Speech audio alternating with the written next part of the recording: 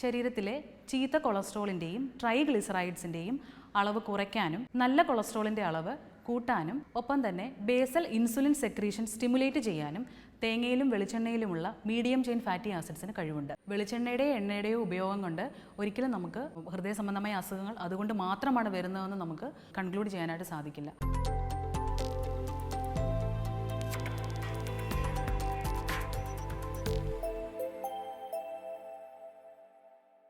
നമസ്കാരം, ഞാൻ അഞ്ജു മോഹൻ, അമൃത ഹോസ്പിറ്റലിലെ ഡയറ്റീഷ്യനാണ്.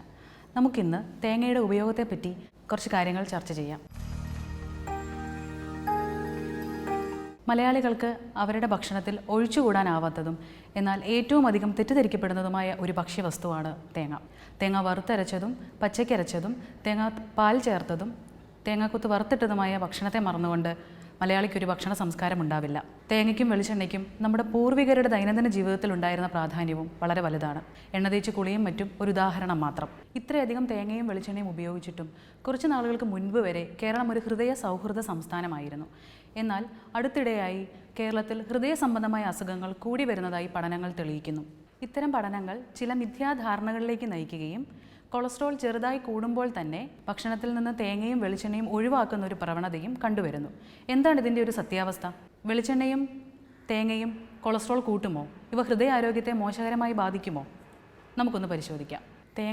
തേങ്ങാപ്പാല്, തേങ്ങ ഉണക്കി കൊപ്ര ആക്കി എടുക്കുന്ന വെളിച്ചെണ്ണ, തേങ്ങാപ്പാലിൽ നിന്ന് എടുക്കുന്ന ഉരുക്ക് വെളിച്ചെണ്ണ അല്ലെങ്കിൽ തേങ്ങ വെന്ത എണ്ണ എന്നൊക്കെ അറിയപ്പെടുന്ന വിർജിൻ കോക്കനട്ട് ഓയിൽ എന്നിവയാണ് നമ്മൾ സാധാരണയായി ഉപയോഗിക്കുക.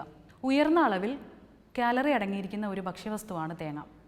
100 ഗ്രാമിൽ ഏകദേശം 354 കിലോ കാലറി ഊർജ്ജവും 3.3 ഗ്രാം പ്രോട്ടീനും 13 ഗ്രാം കാർബോഹൈഡ്രേറ്റും 33 ഗ്രാം കൊഴുപ്പുമാണ് ഉള്ളത്. ഡയറ്ററി ഫൈബറിൻ്റെ നല്ലൊരു സോഴ്സ് കൂടിയാണ് തേങ്ങ. 100 ഗ്രാമിൽ ഏകദേശം 9 ഗ്രാമോളം ഡയറ്ററി ഫൈബറാണുള്ളത്. വിറ്റമിനുകളും മിനറലുകളും തേങ്ങയിൽ ധാരാളമായി അടങ്ങിയിരിക്കുന്നു. ബി കോംപ്ലക്സ് വിറ്റമിനുകളായ റൈബോഫ്ലേവിൻ, ഫോളേറ്റ്സ് എന്നിവയും വിറ്റമിനുകളായ നിയാസിൻ, തയമിൻ, പിറിഡോക്സിൻ എന്നിവയും മിനറലുകളായ calcium, copper, iron, manganese, zinc എന്നിവയും തേങ്ങയിൽ ധാരാളമായുണ്ട്. പൊട്ടാസ്യത്തിൻ്റെ നല്ലൊരു കലവറ കൂടിയാണ് തേങ്ങ. 100 ഗ്രാമിൽ ഏകദേശം 356 മില്ലിഗ്രാമോളം പൊട്ടാസ്യമാണ് ഉള്ളത്. മീഡിയം ചെയിൻ ഫാറ്റി ആസിഡായ ലോറിക് ആസിഡ് തേങ്ങയിൽ ധാരാളമായി അടങ്ങിയിരിക്കുന്നു. മുലപ്പാലിൽ അടങ്ങിയിരിക്കുന്ന ഒരു സുപ്രധാന ഘടകം കൂടിയാണ് ലോറിക് ആസിഡ്. ഇവ രോഗപ്രതിരോധശേഷി വർദ്ധിപ്പിക്കുന്നതിൽ വളരെ സുപ്രധാനമായ ഒരു പങ്ക് തന്നെ വഹിക്കുന്നുണ്ട്. ലോറിക് ആസിഡ് ദഹന വ്യവസ്ഥയെ ഉദ്ദീപിപ്പിക്കുന്ന നല്ല ബാക്ടീരിയകളുടെ പ്രവർത്തനത്തെ സഹായിക്കുന്നത് വഴി ദഹനത്തെ സഹായിക്കുന്നു. ലോറിക് ആസിഡും തേങ്ങയിൽ അടങ്ങിയിരിക്കുന്ന മറ്റ് മീഡിയം ചെയിൻ ഫാറ്റി ആസിഡ്സും ദഹന വ്യവസ്ഥയിലൂടെ കടന്ന് ഊർജ്ജ ഉപഭോഗത്തിന് മാത്രമായി ഉപയോഗിക്കുന്നത് വഴി ഫാറ്റ് ഡെപ്പോസിഷനിലേക്ക് കടക്കുന്നില്ല. അതുകൊണ്ട് തന്നെ കരൾ സംബന്ധമായ രോഗങ്ങളുള്ളവരിലും ഹൃദയ സംബന്ധമായ അസുഖങ്ങളുള്ള കുട്ടികളിലും തേങ്ങയും വെളിച്ചെണ്ണയും വളരെയധികം ഫലപ്രദമാണ്. ഇവ പെട്ടെന്ന് തന്നെ മെറ്റബോളൈസ്ഡ് ആവുകയും ചെയ്യുന്നു. ശരീരത്തിലെ ചീത്ത കൊളസ്ട്രോളിൻ്റെയും ട്രൈഗ്ലിസറൈഡ്സിൻ്റെയും അളവ് കുറയ്ക്കാനും നല്ല കൊളസ്ട്രോളിൻ്റെ അളവ് കൂട്ടാനും ഒപ്പം തന്നെ ബേസൽ ഇൻസുലിൻ സെക്രീഷൻ സ്റ്റിമുലേറ്റ് ചെയ്യാനും തേങ്ങയിലും വെളിച്ചെണ്ണയിലുമുള്ള മീഡിയം ചെയിൻ ഫാറ്റി ആസിഡ്സിന് കഴിവുണ്ട്. ശരീരത്തിന് ഹാനികരമാകുന്ന മോശകരമായ ബാക്ടീരിയകളെയും വൈറസുകളെയും നശിപ്പിക്കുവാനും ത്വക്കിലുണ്ടാകുന്ന അണുബാധ തടയുവാനും തേങ്ങയ്ക്കും വെളിച്ചെണ്ണയ്ക്കും കഴിവുണ്ട്. ആൻറ്റി ഓക്സിഡൻറ്റുകളുടെയും വൈറ്റമിൻ ഇയുടെയും നല്ലൊരു സോഴ്സ് കൂടെയാണ് തേങ്ങയും വെളിച്ചെണ്ണയും. ത്വക്കിനെ മൃദുവാക്കാനും തേങ്ങയ്ക്ക് കഴിയും. അതിനാൽ സൗന്ദര്യവർദ്ധക വസ്തുക്കളായ സോപ്പ്, ഷാംപൂ, മോയ്സ്ചറൈസിംഗ് ക്രീം എന്നിവയിലെ ഒരു സുപ്രധാന ഘടകമാണ് വെളിച്ചെണ്ണയും തേങ്ങയും. മുടിയുടെ പരിപാലനത്തിലും വെളിച്ചെണ്ണയ്ക്കുള്ള പ്രാധാന്യം വളരെ വലുതാണ്. എണ്ണയിൽ വറുത്തെടുക്കുന്ന ഭക്ഷണപദാർത്ഥങ്ങൾ പാകം ചെയ്യുമ്പോൾ വെളിച്ചെണ്ണ ഉപയോഗിക്കുന്നതാണ് നല്ലത്. കാരണം കൂടുതൽ ചൂടിൽ കൂടുതൽ സമയം യാതൊരുവിധ പ്രതിപ്രവർത്തനങ്ങളും സംഭവിക്കാതെ നിലനിൽക്കാനുള്ള കഴിവ് വെളിച്ചെണ്ണയ്ക്കുണ്ട്. എന്നാൽ മറ്റെണ്ണകൾ കൂടുതൽ ചൂടിൽ കൂടുതൽ സമയം പ്രവർത്തിക്കുമ്പോൾ അല്ലെങ്കിൽ പാകം ചെയ്യുമ്പോൾ അതിൽ ആൽഡിഹൈഡ് എന്നൊരു മാരക വിഷവസ്തു പുറപ്പെടുവിക്കുന്നു.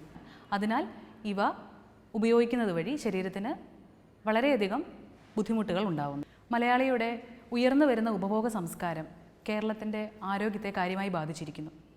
കൂടി വരുന്ന ഫാസ്റ്റ് ഫുഡ്, ജങ്ക് ഫുഡ് ഉപയോഗം മലയാളിയുടെ ഹൃദയാരോഗ്യത്തെയും അതുപോലെ മറ്റ് അവയവങ്ങളെയും ഗുരുതരമായി ബാധിച്ചിരിക്കുന്നതായി പഠനങ്ങളിൽ പറയുന്നുണ്ട്. ഇത്തരം കൊഴുപ്പ് നിറഞ്ഞതും അല്ലെങ്കിൽ ധാരാളമായി കാലറി അടങ്ങിയിരിക്കുന്നതുമായ ഭക്ഷണത്തിനൊപ്പം വ്യായാമമില്ലായ്മയും ഇരുന്നുള്ള ജോലികളും കൂടെ ആകുമ്പോൾ ആരോഗ്യ പ്രശ്നങ്ങൾ വളരെയധികം കൂടുന്നു. അപ്പം ഇത്തരം ഒരു സാഹചര്യം കണക്കിലെടുക്കുമ്പോൾ നമുക്ക് വെളിച്ചെണ്ണയുടെ അല്ലെങ്കിൽ തേങ്ങയുടെ അമിത ഉപയോഗത്തെയും പ്രോത്സാഹിപ്പിക്കാനാവില്ല. നമുക്ക് എങ്ങനെയൊക്കെ വെളിച്ചെണ്ണ അല്ലെങ്കിൽ തേങ്ങ നമുക്ക് ഉപയോഗിക്കാം, ഭക്ഷണത്തിൽ ഉൾപ്പെടുത്താം എന്നതിനെ പറ്റി ഒന്ന് നോക്കാം.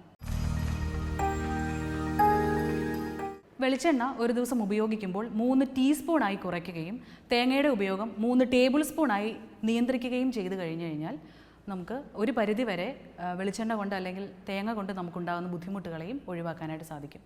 3 ടീസ്പൂൺ വെളിച്ചെണ്ണയായിട്ട് നമ്മൾ നിയന്ത്രിക്കുക എന്ന് പറയുമ്പോൾ അതിന് ഭക്ഷണത്തിൽ എന്തൊക്കെ മാറ്റങ്ങൾ വരുത്തി കഴിഞ്ഞു കഴിഞ്ഞാൽ തേങ്ങയുടെയും വെളിച്ചെണ്ണയും ഉപയോഗം കുറയ്ക്കാൻ സാധിക്കുമെന്ന് നമുക്കൊന്ന് നോക്കാം. വെളിച്ചെണ്ണ 3 ടീസ്പൂണായി നിയന്ത്രിക്കാനായിട്ട് എണ്ണയിൽ വറുത്ത് ഉപയോഗിക്കുന്ന ഭക്ഷണ പദാർത്ഥങ്ങൾ ഒഴിവാക്കുക.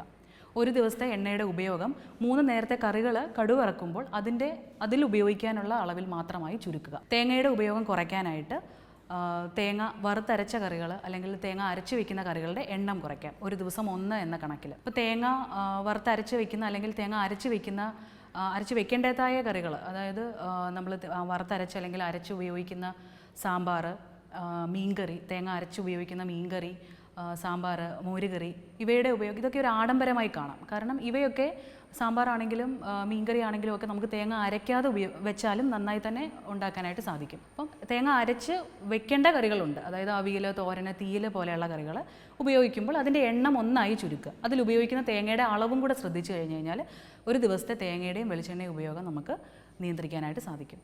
അതുപോലെ തന്നെ വെർജിൻ കോക്കനട്ട് ഓയിലിൻ്റെ ഉപയോഗം നമുക്കൊരു സാലഡ് ഡ്രസ്സിംഗ് പോലെ ഒരു ദിവസം 1 ടീസ്പൂൺ എന്ന അളവിൽ ആവാം. വെർജിൻ കോക്കനട്ട് ഓയിൽ മാർക്കറ്റിൽ ഒരുപാട് ബ്രാൻഡുകളുടെ അവൈലബിൾ ആണ്. എന്നാൽ ശുദ്ധമായി വീട്ടിൽ തന്നെ ഉണ്ടാക്കിയെടുക്കുന്നതായിരിക്കും ഒന്നുകൂടെ നല്ലത്. ഉയർന്ന അളവിൽ കൊഴുപ്പും ഊർജ്ജവും അടങ്ങിയ ഭക്ഷണ സാധനങ്ങളുടെ ഒപ്പം ഉപയോഗം നിയന്ത്രിക്കുന്നതിനൊപ്പം ചിട്ടയായ വ്യായാമവും ജീവിതശൈലിയിൽ വരുത്തുന്ന മാറ്റങ്ങളും കൊണ്ട് മാത്രമേ നമുക്ക് ജീവിതശൈലി രോഗങ്ങളെ തടയാനായിട്ട് സാധിക്കൂ. അല്ലാതെ വെളിച്ചെണ്ണയുടെയോ എണ്ണയുടെയോ ഉപയോഗം കൊണ്ട് ഒരിക്കലും നമുക്ക് ഹൃദയ സംബന്ധമായ അസുഖങ്ങൾ അതുകൊണ്ട് മാത്രമാണ് വരുന്നതെന്ന് നമുക്ക് കൺക്ലൂഡ് ചെയ്യാനായിട്ട് സാധിക്കില്ല.